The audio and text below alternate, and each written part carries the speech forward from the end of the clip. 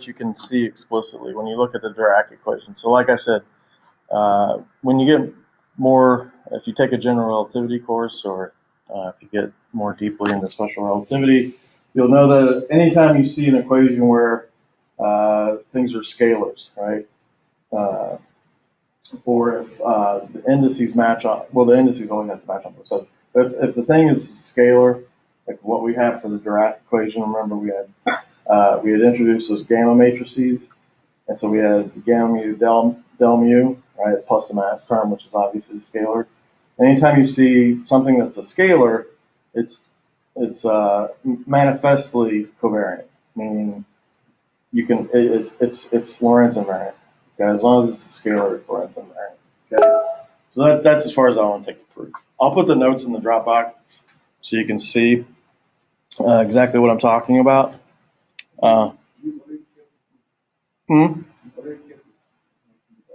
Yeah. Well, I think I trimmed it. I cut off the pages that I didn't cover on last Monday, but I'll put them all back in there. This, yeah, I think this I just put in today, this morning. Okay, so this is what I want to cover today. So I want to try to get to some more, real physical stuff. Right, and I want to talk about the interaction of an electron or a Dirac particle with an electromagnetic field. Okay, and this is important, well, for several reasons, but we're going to see, I kind of want to make kind of a full circle with what we talked about when we were doing perturbation theory. And there you remember that two of the things that we calculated. Excuse me? Yes. I couldn't hear you. You can't hear me at all? Hello?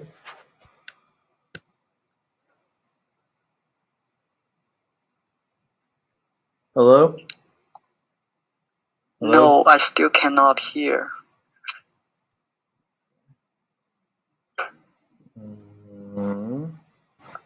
Let me try to call you. I can't hear that.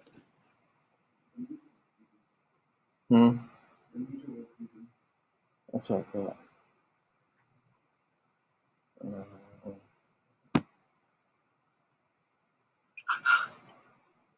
Can you hear me now? Yes. Okay. Okay, thank you. Yeah, no problem.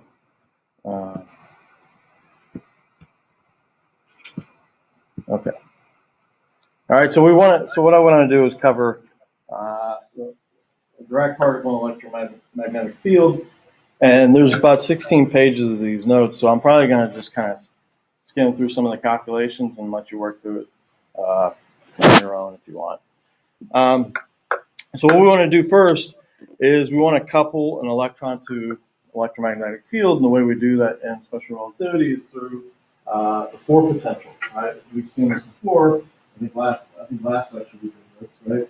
So you write the electrostatic and the vector potential and a four vector, right? And then you can introduce or you can couple your charged particle to this field through what's called minimal coupling. Right? So you just replace P with this stuff, right? The momentum with that stuff. And so I gave a reference to Jackson's E&M, so you can go look it up if you want. That was kind of a tongue-in-cheek thing. And so what we want to do is we want to quantize this theory, right? And we've already seen how to do that. We just introduced, so we're using Dirac's idea, right? Using the Dirac equation. And so we're dotting our momenta, or the effective momentum, if you want, into these alpha matrices, which are this beta matrix, and then I'm also aligned for this electrostatic potential. Okay? And so what we're going to do is we're going to assume that our wave function has some simple time dependence, right? And we can define the canonical momentum to be that combination of P minus QA. Right? And what that gives us is we can get down to a time-independent Dirac equation that looks like this. Okay, and so I'm dropping the electrostatic potential. Okay, bless you. All right. So how do we go from here? Well, we would have to solve, right? We'd have to solve this thing. But typically, what you do is you write the four-component Dirac spinner in terms of the two-component Weil spinners. chi and phi. Okay, and I think I wrote it as capital phi because I didn't want it to get confused with electrostatic potential. Okay, and so you can work explicitly now with the Dirac matrices. So you can plug in what the Dirac matrices are in their block diagonal form, right? So this is the alpha dot pi term that was in the, and this is the beta m term, obviously. All right, so you can write them in terms of block diagonal matrices and then sum them up, right? And so in the end, when you bring everything over to one side, you get a matrix equation that looks like this. Okay, and so this is your coupled equation for your vial spinners. Okay, so here, so far we are working with, or we're working in the, kind of a general relativistic frame or relativistic situation. Right, or you can multiply those matrices out and get what are called the vial equations. Right, so this is our set of coupled equations, right, between chi and phi. Okay. Now remember, these are differential equations; they're not just algebraic equations because this guy contains the momentum operator. Okay. They look a little more harmless than they really are. Okay. But what you can do is you can look at this second equation, right, and solve for this guy. Right. This is just a number over here, so we can divide through.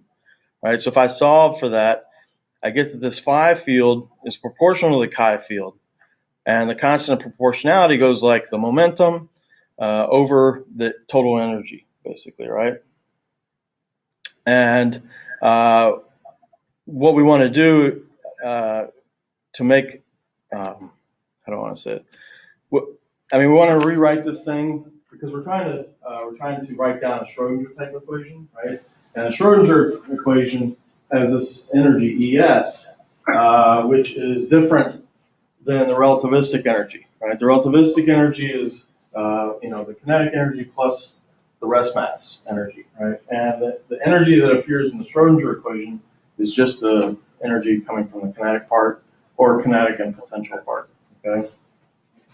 So what I want to do is rewrite this thing in terms of the Schrodinger energy, which I'll call ES, okay?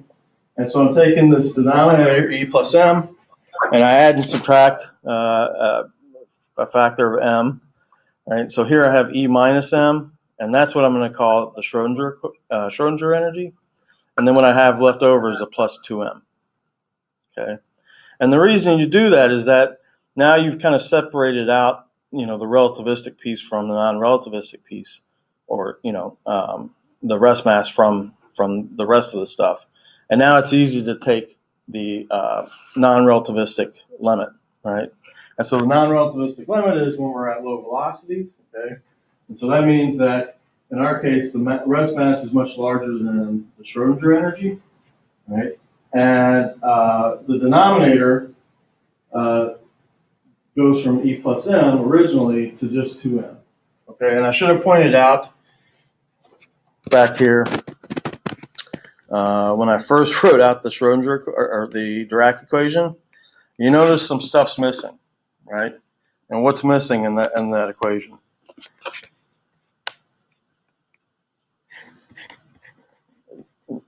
Look at this guy. All right, these have units of energy. What's missing here? A c squared, right? This has to be energy.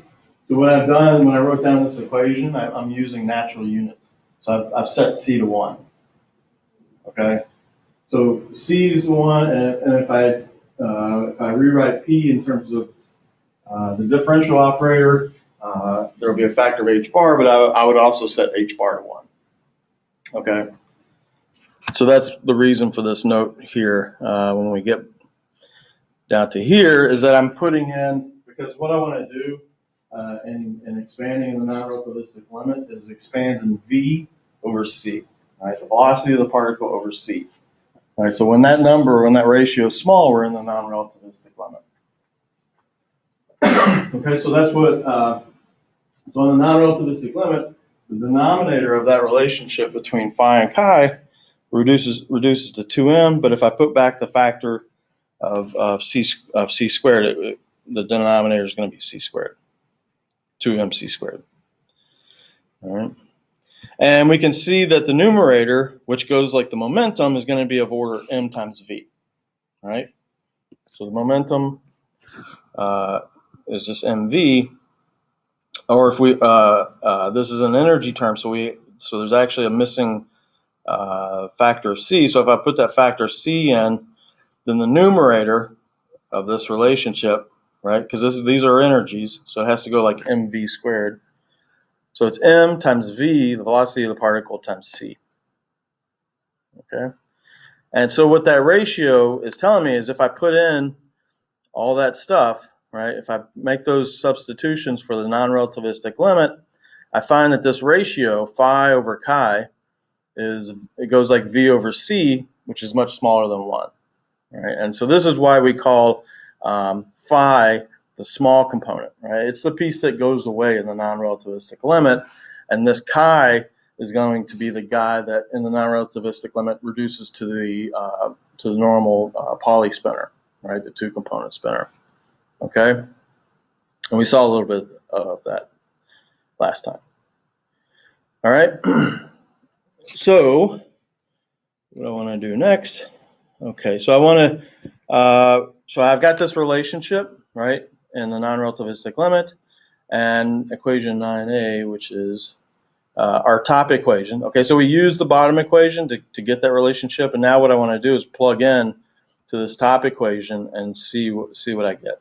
Okay, and what we're going to do is we're going to plug in phi, our expression for phi, and then solve for chi. All right, so remember, chi is the large component, or the piece that we expect to survive in the non-relativistic limit. Okay, so I'm going to take phi, plug it into that top equation, right? And so this is the original equation, and then I'm plugging in for phi, right? So I get this piece right here, and I can combine everything, and I get something that looks like this. You can see the factors of c cancel out. Okay, and this is what we call the Pauli equation. Okay, so this is where I stopped when we were trying to show that we got the correct non-relativistic limit. Okay, this is the Pauli equation, and if you imagine this chi, or you know that this chi is a two-component spinner, this is the exact equation that you would derive if you coupled a non-relativistic electron to an electromagnetic field. Okay. All right. So up until this point, it's been basically a review of first part of last lecture. Okay, but you can use, so here we have sigma dot pi times sigma dot pi. Here the sigmas are the Pauli matrices, so there's a identity for the relations like that, where you have sigma dotted into some vector times sigma dotted into another vector, and it's those two vectors dotted into each other, and then sigma dotted into the cross product of those two.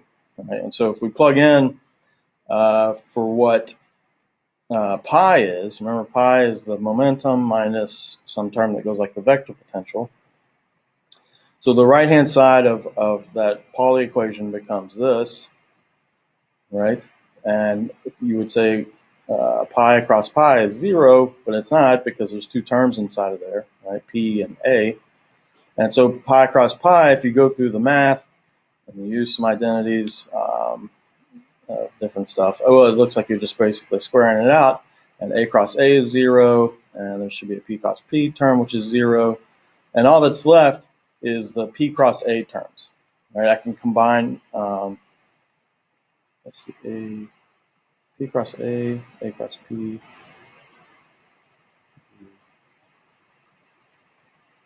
Looks like they cancel. What am I missing? Maybe I should probably one of these. No.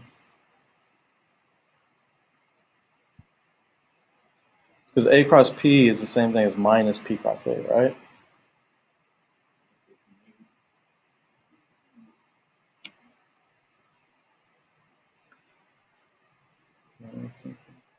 Oh, okay. I see. Yeah. The angular momentum, it doesn't matter if it's R cross P, cross I. Yeah.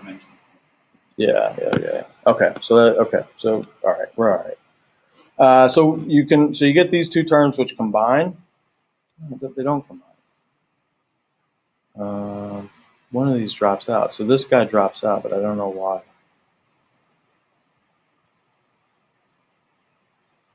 Put a minus IH bar there. Yeah, that came from converting this Oh, P right, to del. Del, okay. So what I'm thinking, so this term goes away, but I don't remember off the top of my head why.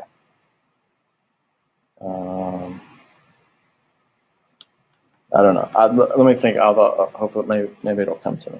But so this term drops out. The only surviving term is this guy, and I'm basically just replacing P. I'm writing P in position space, so I get a minus IH bar del cross A, right? And we recognize del cross A as being the magnetic field, right? So what I can do is put it all back together, and what I have for the Pauli equation is something that looks like this. So this is like my kinetic term, right? It's a kinetic term. It has this minimal coupling replacement, and I have the spin interacting with the magnetic field, right? And on the right-hand side, we just have the normal energy term, okay? And notice that we can rewrite this, right? Remember, we've seen that the spinner, or the spin, the Pauli spin matrices are related to the magnetic moment of the electron times some of these constants, right? And so what I would have is I could rewrite it in this form, mu dot b, where mu is this stuff, so it's some factor g e over 2m times the spin, right? The spin is h bar over 2 times sigma. If you put all this stuff back together, you find out that g equals 2, right? In other words, if you take all this stuff, and you plug it in here, to get back to this point, you need g to be 2, okay? So g is what's called the gyromagnetic ratio, okay? And maybe you've seen or heard of that. Oops.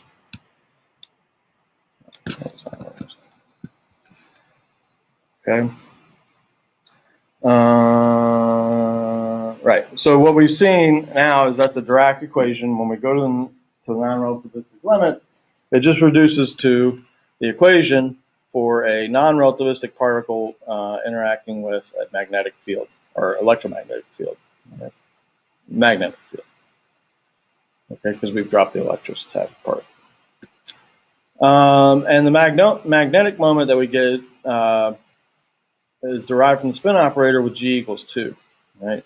And that's an important point to make because, we didn't do anything magical. I mean, we just took the Dirac equation and put the non-relativistic limit, and we find that the electron has a gyromagnetic ratio of 2, right? And that's important because the Dirac equation predicts that, whereas, as I'll remind you in just a minute, we had to put a factor 2 in by hand when we were studying this stuff when we were doing perturbation theory. Okay, so let's try to put this to use. Okay, so what we want to do is try to take this equation that we have and solve it, but we're going to solve it using perturbation theory. Okay, so I want to go back to this issue of fine structure, right? And we're going to try out our fully relativistic theory. Okay, so if we want to apply the Dirac equation in this case, we have to include the potential coming from the electrostatic potential, right? So the electrostatic potential is the Coulomb potential, and so it goes like minus v squared over r. Right? And here we're going to assume that the proton, again, is infinitely massive. So basically all it does is just provide the Coulomb force, right, the Coulomb potential. And in that case, we would get, in general, if we wrote down the Dirac equation, plugged in the matrices, multiplied everything out, we would get these two coupled equations. Right? Now you can see the appearance. So these should be the same, except for the appearance of the potential here. Okay, so we're allowing for some general potential. And again, we can solve this second equation, right? Because this is just a number over here, so we can solve for phi in terms of chi. And we get basically what we had before, but we have this potential down here. Yeah, and this potential is important because it's important to point that out because this potential is a function of position, right? It's a central potential, but it's a function of position, right? And so that means we're not going to be able to just kind of willy-nilly throw it around. We're going to have to make sure that when we multiply, when we plug this in, we can't just pull factors of sigma dot p through this thing, right? Because P doesn't commute with position, right? And the potential is a function of the position. Okay, so in other words, when we plug this guy into the top equation like we did before, right? So we're plugging in for phi, and here we have sigma dot P. I'm going to have to write it like this: sigma dot P, and then brackets 1 over E minus V plus MC squared times sigma dot P. Right? And the reason I can't bring that guy through is because this guy is a function of position. Okay? You have to be a little careful when you're doing stuff like this. Okay, so this is what we have for the first equation, and this is the thing that we want to try to solve. Okay, so what we'll do again is replace this E plus MC squared. We're taking the non-relativistic limit, so let's just go ahead and replace it with 2MC squared. Remember, this is ES minus MC squared, right? And on the left-hand side, we got E minus MC squared, so that's the Schrodinger energy, if you will, and minus the potential. And now, what have I done? Oh, so, okay, right. So here what I've done is I'm taking the non-relativistic limit, and when I do that, this potential piece compared to the rest mass is 0, right? Or it's very small. So in that case, we can drop that, and then I can pull this sigma dot P through. Right? So I end up with sigma dot P squared over 2M, chi, and ES, and then the new piece is minus V over here times chi, right? And if you put everything together and use the identity that we had before for sigma dot P squared, you get back the Schrodinger equation, right? You get back the normal P squared over 2M plus a potential piece, okay? So taking the non-relativistic limit and keeping only the lowest order terms, right? So you got to remember that when we did that, when we took this thing to be 2MC squared, we were basically doing a Taylor expansion and saying we just want the first term, right? And that's what gave us the 2MC squared. So it looks like, well, if we want to see the fine structure, at least on paper, we need to go to order to the next highest order. Okay, and we've already shown that term that we have left here is order V squared over C squared. Okay, so that means we have to go to V over C to the 4th power. Okay, and to do that, we'll have to expand this denominator to keep the next order term. Okay, everybody with me so far? Okay, good. All right, so we want to expand this guy, and we're going to keep one extra term. All right, so again, I'm going to take E, replace it with ES plus MC squared. So I get this, the large term, the rest mass term, and then this term, which is going to be small compared to this guy. All right, and so what I can do is pull out a factor of 1 over 2 MC squared, and that'll give me 1 plus some small number, right? And it's the denominator. And now I want to do the Taylor expansion and keep the next term, right? So before we did this Taylor expansion and we just kept this 1. Okay. So now we're keeping this term. Okay, so I keep the next order term and then multiply it through, and so that denominator gives me this. Okay, so you can see that when you plug it back into that equation for chi, the leading order term is going to be the same thing that we got before, this sigma dot P times the sigma dot P, right? And it's going to give us the P squared over 2M, and the V term is coming from the left-hand side here, right? So I've moved the V over to the right-hand side. The tricky part is this term here, this ES minus V, with the being sandwiched between the sigma dot P's, right? And it's tricky because, like I said, V is spatial dependent. Okay, so we have to be careful because the momentum operator doesn't commute with it. And so this doesn't take the form of a Schrodinger equation, and the reason is because we have factors of the energy on both sides. Right? Remember the general form of the Schrodinger equation is Hamiltonian operates on a wave function, and you get energy times the wave function. Right? So this would be like Hamiltonian plus some energy term acts on the wave function, and you get the energy times the wave function. Okay, and so what we need to do is be able to somehow move this piece over to the other side.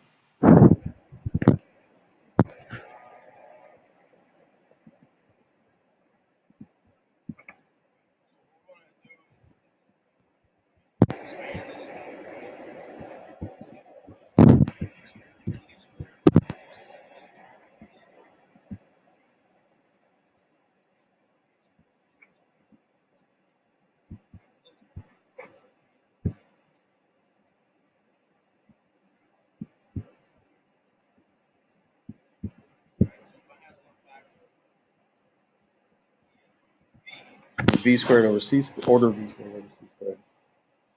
No. Yeah.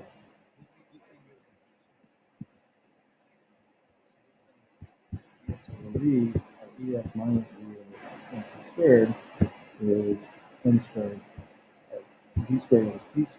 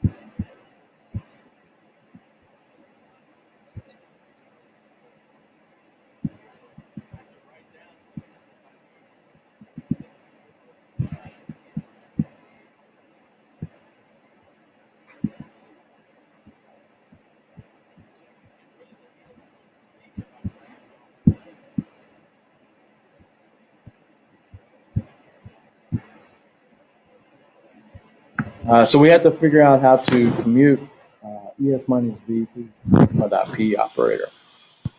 All right, and remember ES is just a number and V depends on space. Okay, so what I'm going to do is take that piece, so that piece coming from the equation here. So I'm taking this term times chi. All right, and I want to try to commute that ES times V through, ES minus V times through. Okay, so I can use that trick where I just write down the transpose guys, right, or the flip-flop guys, but I have to include the commutator, right? So I'm adding and subtracting the negative of this term. And here I have ES minus V acting on chi. So I know from the Schrodinger equation, this gives me a factor of P squared over 2m, right, times chi. So that's where this comes from. And then here, I know that ES is just a number, right? So it's going to commute with the momentum operator, right? And so the only piece I have to worry about is the V and the P. So I have minus VP, and if I switch the order, I pick up another minus sign, so that makes this plus. Okay? Everybody with me? Okay. All right, so now I can plug this back into 31, because now I've got, there's no more factors of ES, right? All the factors of ES are gone. And so I can plug it back into our equation that we had derived for chi. Right? And it's a mess. So here's the non-relativistic part, or the first order part, and this is what we have left over from the second order part. Okay, but at least now it's in the form of a Schrodinger type equation. Right? We're going to see that there's another problem here, though. And so I can combine these two terms pretty easy because I know what sigma dot p squared, sigma dot p quantity squared is. Right, so that gives me the p to the fourth term. Okay, this should start to look familiar. Times this stuff. Okay, and so here I'm going to use an identity, that same identity that I had before. And if I do that, I get this mess here left over, and there's a chi being multiplied in here. I ran out of space. Okay, so we know we got the Schrodinger energy, which has vanished from the right-hand side. And now we've got an equation that takes the form of the normal Schrodinger equation, okay? Where the Hamiltonian, in general, remember we haven't really done anything besides keep the next order term in our expansion. So the general Hamiltonian at this order looks like this, okay? So the third term you should recognize, right? So one of the first things that we did when we looked at the hydrogen atom in perturbation theory was we said, okay, let's work with the full energy, right? So we worked with, we had P squared, C squared plus M squared to the fourth, and we have square root, right? And so we know that this thing gives us the P squared over 2M, right? But there's some order P to the fourth term. I'm not going to try to get the constants right in front of you because I'll embarrass myself. But it's order P to the fourth, okay? And that's where this term came from. Right? It comes from the next order, right? So remember, we did this, and then we said, okay, let's treat this using perturbation theory. And hopefully this sounds familiar. Okay, so we noticed that the third term is exactly what we had before, and the fourth term, in other words, this guy, gives us, if you go through, you can work through it and show that it gives us what we call the spin-orbit coupling. Right, so you can see here we have P crossed V, right? So that's going to give you some factor of L, right? And then here, this guy is going to give you, this guy involves the spin, so you can see the spin operator and the orbital angular momentum operator coming in, right? And I'll just refer you back to when we did perturbation theory. We went from here, I think, to here, or maybe we did. So I encourage you to work through it. Okay. Anyways, so that fourth term gives you this, right? Oh, I'd worked out explicitly. I should have scrolled down a little more. So this is the math that goes behind it. Okay, and you can go through it yourself and see that sure enough it gives you this guy. Okay. So we see now that, from the Dirac equation, expanding to the next leading order term, we get two of those terms that we put in by hand, right? When we were doing perturbation theory. Remember, we said it should be relativistic, so let's expand, and we'll get that term, the next term. But the term,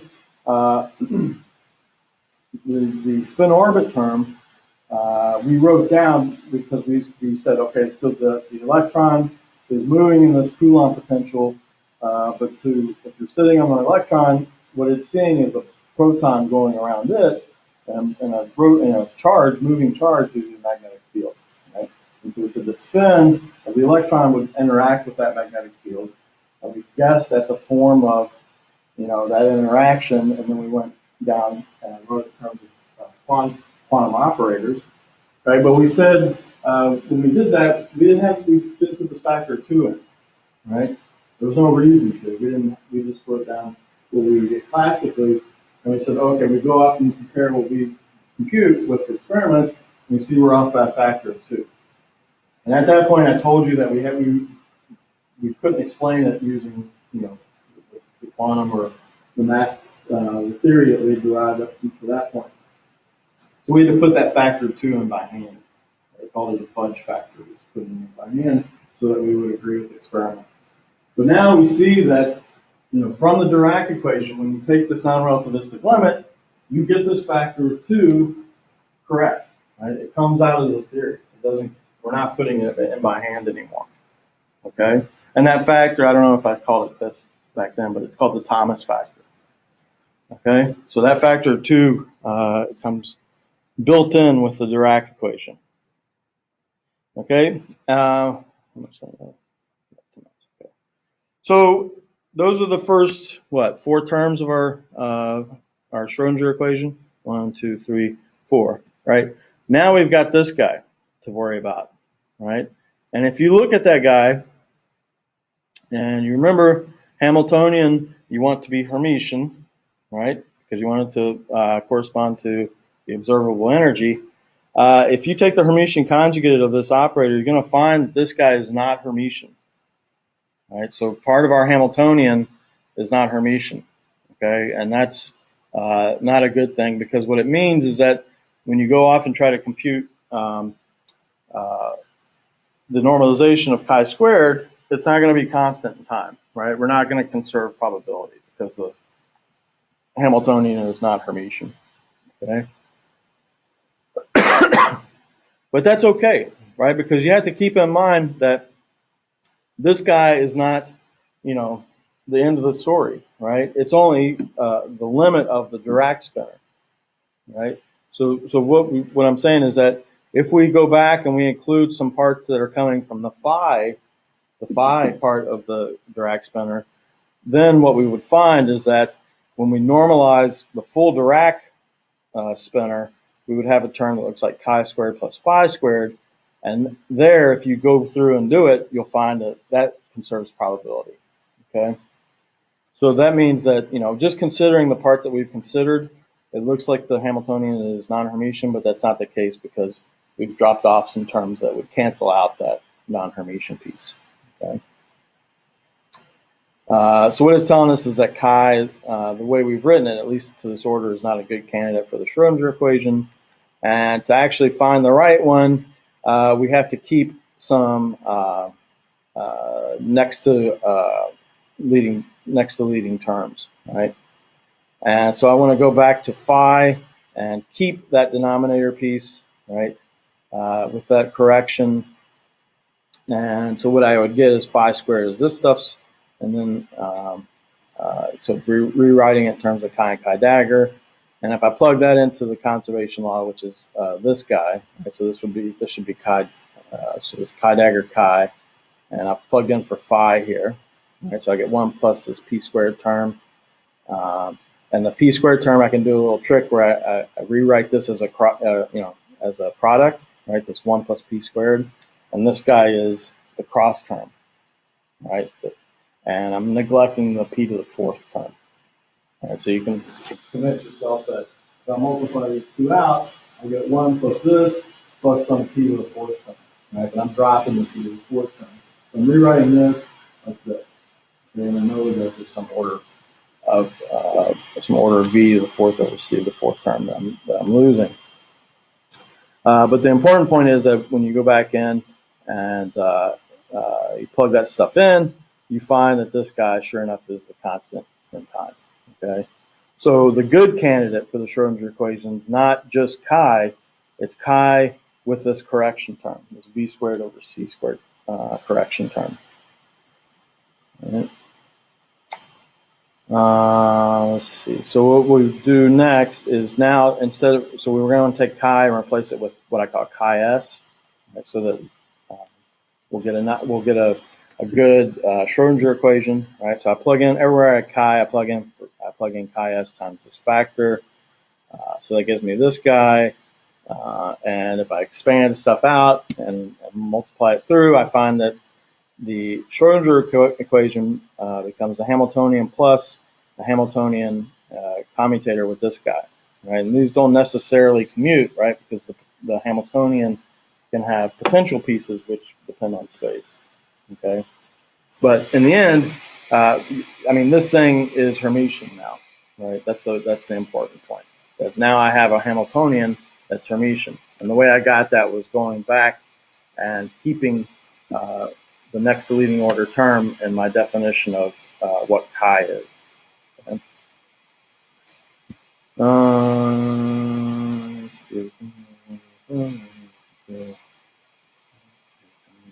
Okay, so what I want to do is compute this thing.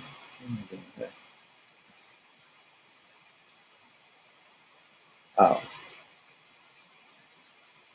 okay, yeah.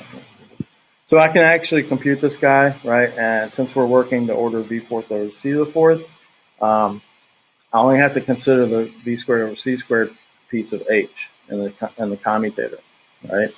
This guy. And so I can compute that guy and this extra piece here. So this is the extra piece. So this is what I'm calling h sub d. I guess the d stands for Dirac maybe. But I can compute this guy, right? I can expand it out. I get this guy, do some normal commutator type algebra. And what I get back is the commutator of p with the commutator of p and v, right? And remember, you can always write p, anytime you have a commutator of p with a function of space, you can write it like minus IH bar, the derivative of that function, okay? And so what I find is that once I do that is I get something that looks like del squared V, right?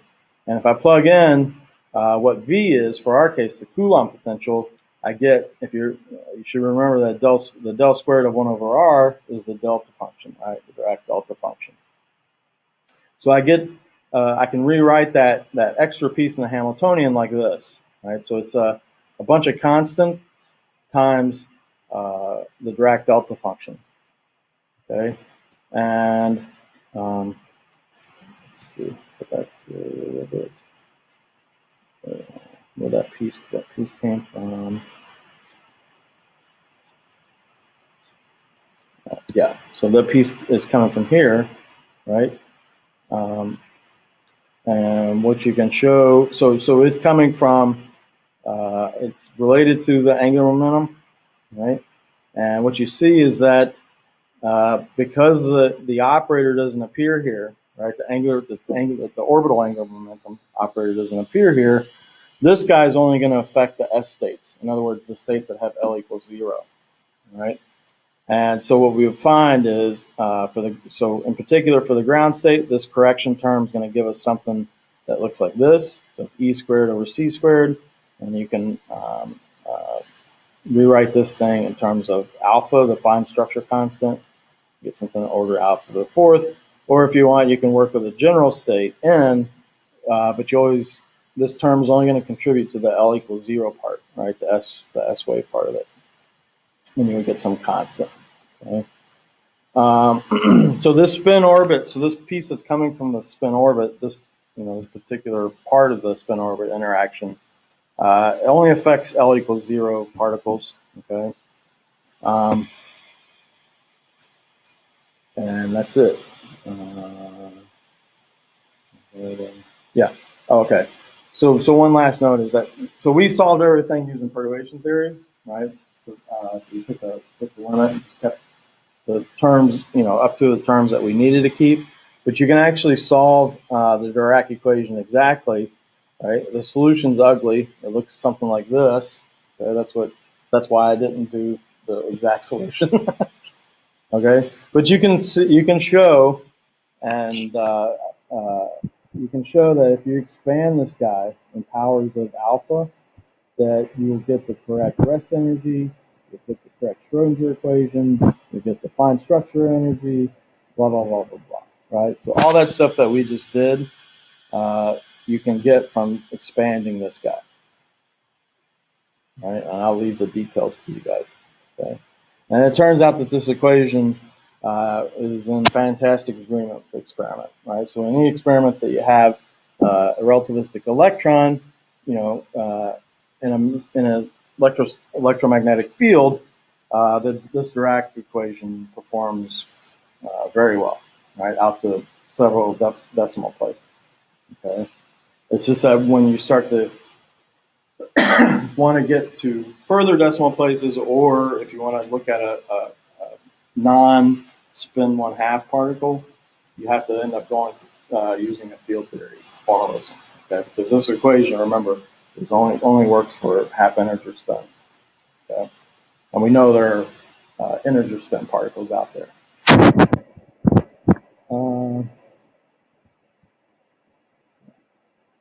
Right, and there's still some